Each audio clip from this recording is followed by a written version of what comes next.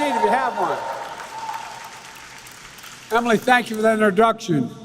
I tell you what, Mayor Kenny, thanks for a passport back into the city. I think the only reason it allows that to happen is I married a Philly girl. You know, I can't be here today, but I want to thank Governor Shapiro, who's doing a hell of a job, to my friend Senator Bobby Casey and Senator Fetterman, who have been such great partners to me. Folks, I want to also thank Representative Mary Kay Scanlon, who fights so hard for this district, and the other members of Congress, Brendan Boyle, Chrissy Houlihan, Madeline Dean, Joe Courtney. I tell you, Donald Norcross, by the way, Donald from across the way. You know, I always kid Donald when, Mr. Mayor, I say, you know, Delaware is small, so we have to fight for every inch of territory. So there was a debate on whether Delaware, the state of Delaware, owned the Delaware River along the Delaware shore up to the high water mark in New Jersey. And they said no. We went to the Supreme Court. They got something right. They said, yeah, we do. Anyway, I always kid out all the time. Folks, look, before I begin, I want to say that we're praying for those who lost their lives in the flooding in Bucks County. The idea that there's not global warming, I think, can't be denied by anybody anymore. And at any rate, we're grateful for all the first responders. Continue to look for a 2-year-old Maddie and her baby brother Conrad. With the grace of God, maybe something will come of it. I want to thank Governor Shapiro and all the Bucks County officials and their leadership during that tragic time. We provided all we could from FEMA, but there's a lot to be done. I'm here today to talk about what we're doing to invest in America, invest in Pennsylvania, invest in our clean energy future, and to talk about the progress we made building an economy from the middle out and the bottom up. You know, I came to office determined to strengthen the middle class. I often say, and I mean it sincerely, you know, Wall Street, good folks down there, but they didn't build the middle class. They didn't build America. The middle class was built by the middle class. And the unions built the middle class and to change the economic direction of this country. Because I got tired of trickle-down economics. I've never been a big fan. If the wealthy do very well, I'm a capitalist. I like the wealthy to be able to let people be wealthy. But if the mere fact they do well doesn't mean everybody else does well. I watched my dad growing up. There's not a whole lot of benefit trickle down on his kitchen table as a consequence of trickle-down economics to what everyone from the Financial Times and Wall Street Journal has become my different philosophy. I don't think they started off trying to be complimentary, but they started calling them Bidenomics. And our plans work in Bidenomics. We're here. Here's what it looks like. We're 13 million new jobs built across the country, nearly 500,000 of them here in Pennsylvania just in the last 2.5 years. 800,000 manufacturing jobs, 28,000 here in Pennsylvania alone in the last 2.5 years. That's more jobs in 2 years than any president has created in a 4-year term. Unemployment is below 4%, the longest stretch of unemployment below 4% in the last 50 years. We're beginning to come back, folks. Because we're giving workers a chance. Unemployment's down. But to the surprise of a lot of economists, so is inflation. Remember this story? In order for inflation to come down, you got to cut wages for hard-working folks. You got to have unemployment up in order for inflation to come down. Well, guess what? I never bought that.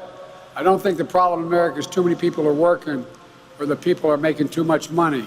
Instead, we focused on getting Americans into the workforce by fixing a broken supply chain, lowering the cost of product from everything from health care to the products we purchase. Fact is, companies made record high profits during the pandemic. And by the way, I'm not opposed to companies. I come from the corporate capital of the world. More corporations incorporated in Delaware than every other state in the union.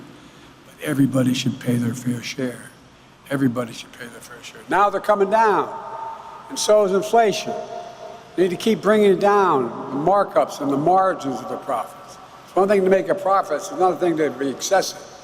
You know, this is one of the most important ways to continue to make progress on inflation. We have to do more. Inflation has slowed every single month in the last 12, on a yearly basis for the last 12 months. How many times you read that a recession's coming? Even Wall Street today said, no, they don't see a recession coming now. It's the lowest point, inflation, the lowest point in over 2 years. The U.S. has the lowest inflation rate of any major economy in the world, the so-called G7. It's less than 2/3 of what it was a year ago, down from 9% to 3%, and going to go down lower. At the same time, pay for low-wage workers has gone up at a faster pace than over 2 decades. Wages are growing faster than inflation. That means a lot of working folks are beginning to be able to have a little bit of breathing room. According to the surveys, job satisfaction in America is at a 36-year high.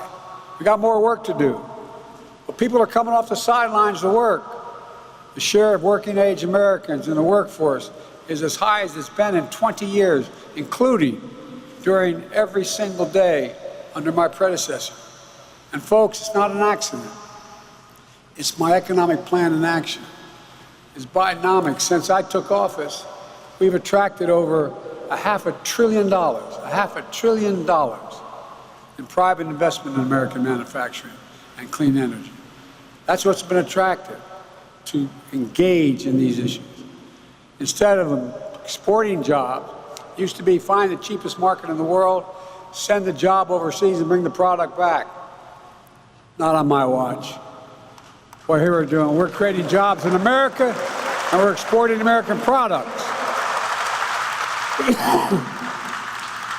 With the leadership of your Democratic members of Congress, we passed the Inflation Reduction Act, although a few Republicans did support it. The largest investment to combat climate ever, anywhere in the world. Over $368 billion.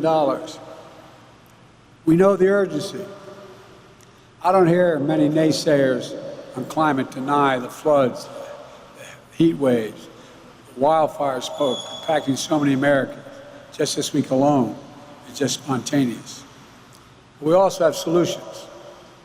A lot of my friends in organized labor know when I think climate, I think jobs.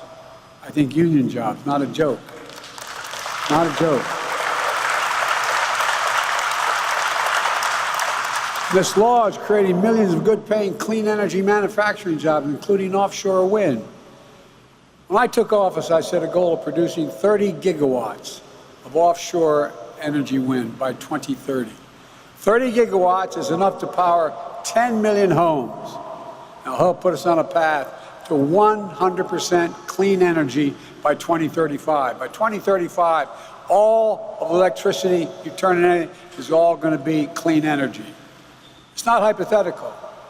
Construction is already underway in 2 major projects off the East Coast.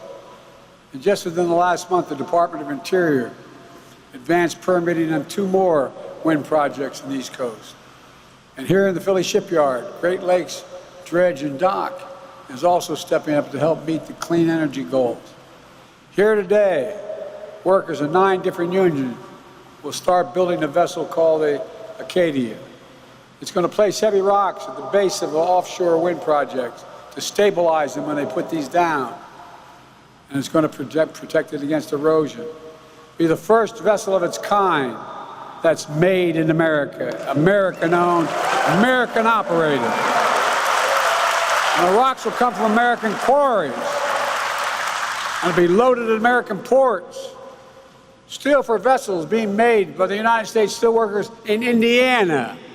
The engine will be made in the United States electrical radio and machine workers in Pittsburgh. The crew is going to be American mariners from Seafarers International Union. The turbines themselves will be as tall as the buildings in Center City, Philadelphia. That's how big they are. And the blades, 110 yards long. I went to see them being made in Colorado. It's breathtaking. And I might add, notwithstanding what the other guy said, windmills do not cause cancer. Look, some folks may not know there was a law in 1920 called the Jones Act that was passed. It says ships traveling between U.S. ports have to be American-built, American-owned, and have American crews. But there's some content to rely on ships built overseas without American crews to operate them. Again, not on my watch. We're strengthening American shipbuilding, supporting good union jobs, and bringing offshore wind supply chains back home. Before the pandemic, supply chain wasn't a phrase that most Americans ever thought about. But today, after delays in parts and products, everybody knows what a supply chain means and why they matter. Our Investing in America agenda is bringing our clean energy supply chains home. Since I took office, we've seen more than $16 billion in new offshore wind investments, including 18 offshore wind vessels, 12 manufacturing facilities, and 13 ports. Today, we announced the first ever offshore wind sale in the Gulf of Mexico. We're going to the Gulf. I think I'm kidding. Ain't seen nothing yet. Across the Delaware River in Paulsboro, New Jersey, workers are welding the steel foundation for another large-scale wind project. That's going to create more than 3,000 good-paying jobs. The project off the coast of New York will use a vessel built in the shipyards of Louisiana, Mississippi, and Florida, rely on electrical substations, engineered in Kansas and made in Texas. The Inflation Reduction Act offers tax credits for projects using American-made iron, steel, manufactured projects, so our clean energy future will be made in America. I mean it.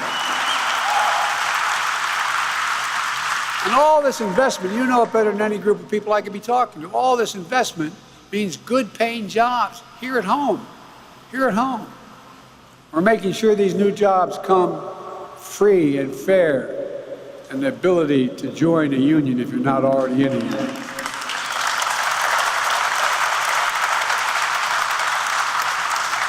I made a commitment that I'd be the most pro-union president in American history. I'm keeping that promise. Let me explain why. I met with the Business Roundtable, the leading businessmen in the nation. And they asked me why. I said, because it's good for you. I tell business all the time, union workers are the best in the world. You don't just say, by the way, I want to be an electrician. Here's my license. The young woman you just heard, she's not an electrician, but guess what? 4 to 5 years of apprenticeship. It's like going back to school. It's like going to college for 4 years. You do the job right, they do it on time, and long term it costs less than non-union labor. And here at the Philly shipyard, over 1,000 union workers will be employed on site, like metal workers, boiler makers, electricians. In fact, this shipyard runs an apprentice program giving workers the skills to do these jobs. They can earn up to $100,000 a year, and you don't need a college degree. Just a few years ago, this shipyard was down to a handful of workers. As these guys know, I've been coming here for a long, long time, since 1973, when it was a Navy shipyard. And a lot of us wondered whether it would still be here, didn't we? A lot of us wondered 15, 10, 12 years ago. Well, let me tell you, it's coming alive again. Just this week, my administration completed a review of a potential wind project off the coast of Rhode Island and Connecticut. It's part of the National Project Labor Agreement with the building trades. And I want to thank the AFL-CIO President Liz Shuler for personally getting that done. Together, we're transforming the country, not just through manufacturing, but also rebuilding our infrastructure.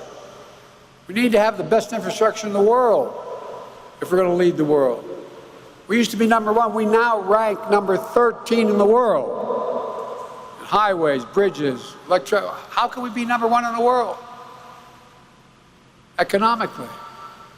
You can have the best economy without having the best infrastructure. So the bipartisan infrastructure law, which a number of our colleagues did vote for on both sides of the aisle, I've already announced 35,000 projects in 4,500 communities all across America, proving we can do big things. By the way, right here in Philly, we're going to build billion-dollar tunnels underneath the water as you go from Amtrak station heading north. It's going to increase the speeds of trains. Be able to go through at 100 miles an hour instead of 30. And guess what?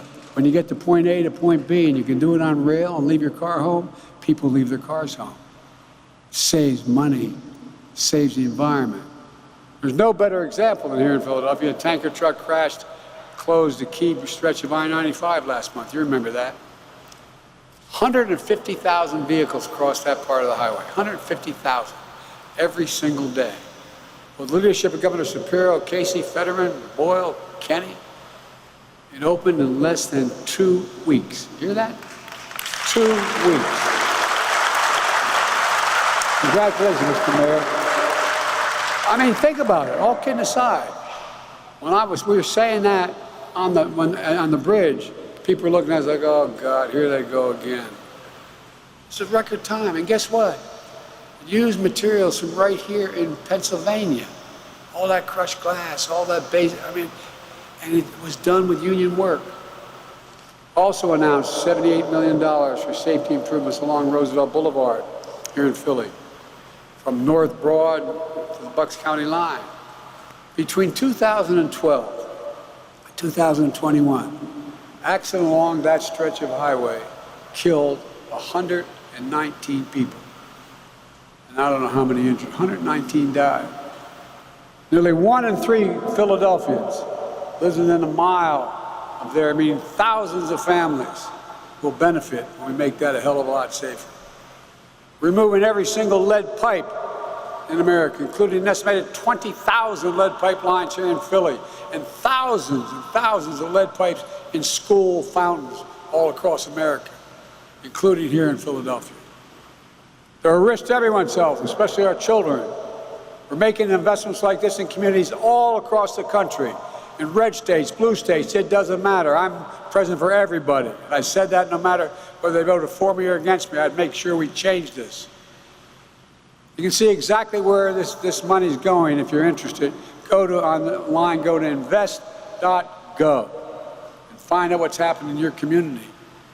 Because we talked about, remember Infrastructure Week? Well, we have infrastructure a decade. And guess what? It's committed $1 trillion, $300 billion. And guess what else? I lowered the federal deficit by $1 trillion, $700 billion in the first 2 years. You can do both. The reason I'm saying this is we've operated on principles that haven't been working. My Invest in America agenda also had another transformative impact. All those members of Congress who voted against the bill suddenly realized it's pretty good, and they're bragging about it. I found it interesting. As you may have seen, apparently 40 million people watched. Marjorie Taylor Greene, the very conservative gentle lady from the state of Georgia, said Biden is doing things like Roosevelt, and it goes on the line as if in creating these jobs, and he thinks that. I thought that was, I never had an endorsement from her before. But all kidding aside, every single Republican voted against the Inflation Reduction Act. And now many are trying to repeal, and it was the whole reason for the act was to repeal the clean energy provisions. That's why they voted no. It didn't stop them from claiming credit. Now the billions of dollars and thousands of jobs are coming to their states. Then there's this distinguished senator from Alabama, a former coach of a winning football team at University of Alabama, Senator Tuberville. The one who's blocking the nominations of America's finest military leaders, jeopardizing our national security over domestic social issues. Well, he's also strongly opposed to the bipartisan infrastructure law. And now I listen to him on television. He voted against it, and here's what he says now. Great to see Alabama receive critical funds to boost ongoing broadband efforts. He thought it was a bad idea to invest in that. But now it's coming to Alabama. and hot damn boy, it's a good thing. Look, I'm glad the senator's coming around on the infrastructure law, but I'm not going to let up until he comes around on the critical military nominations as well. Let me close with this. I'm not here to declare victory. We got a long way to go in the economy. But I'm here to say we have more work to do. We have a plan that's turning things around pretty quickly. Bidenomics is just another way of saying restore the American dream. 40 years of trickle-down economic and Democrat and Republican administrations limited the dream to those at the top. But I believe every American willing to work hard should be able to get a job no matter where they live, in the heartland, in a small town, in big cities, to raise their kids on a good paycheck, keep roofs over their head where they grew up, be able to stay there. My dad used to have an expression, and I swear to God this was an expression, as kids growing up. This is how he'd say, Joey, a job's about a lot more than a paycheck. It's about your dignity. It's about your dignity. It's about respect. It's about being able to look your kid in the eye and say, honey, it's going to be okay. And he meant it. He never got to go to college, but he meant it. He worked like hell. Jobs are about dignity. That's the American dream. That's Bidenomics, and rooted in what always worked best for this country. Investing in America. Investing in Americans. Because when you invest in our people, you strengthen the middle class. We see stronger economic growth that benefits everybody. The rich still do very well, and they should be able to do well. When I-95 shut down last month, nobody thought we'd have the back open in less than 2 weeks. But with American ingenuity, American workers, we proved everybody wrong. I don't know about you, but it filled me with pride about what we can do when we work together. We work together on that project. The same will be true here in Philly Shipyard, with the clean energy future we're building all across America. It will be transformational, and for thousands of families who rely on good jobs for these projects create. It means restoring a sense of pride, a sense of hope, a sense of dignity that got lost somewhere along the way. For the longest time, we've been told to give up on manufacturing in America. How many times have you heard, read the paper the last 25 years, we can never lead the world of manufacturing again? Well, we are and we will. We'll never believe that. I've never believed it, and I don't think most of you did. This nation used to lead the world of manufacturing. We're going to do it again. I know the people of this country, and I can say honestly, I have never been more optimistic about America's future than I am this very day. I swear to God. I've long said to other world leaders, I know almost every one of them personally, met them, it's never been a good bet to bet against America. It's never, never, never. We just have to remember who we are. We're the United States of America, and there's nothing beyond our capacity if we work together. So God bless you all, and may God protect our troops. This is a new day. We're more work to do. We're going to get it done. Thank you.